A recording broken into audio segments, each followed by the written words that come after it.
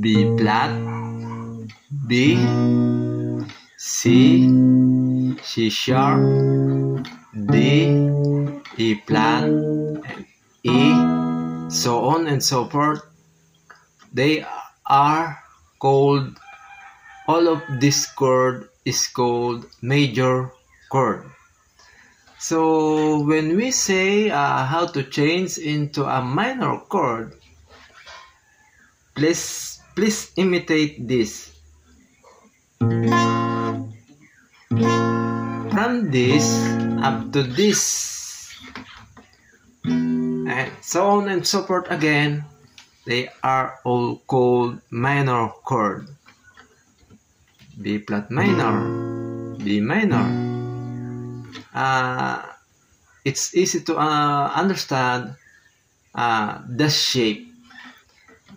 When the shape is like this is called B.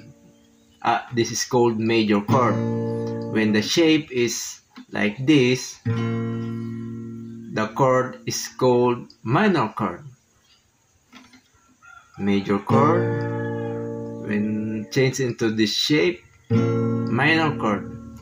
Major chord, minor chord.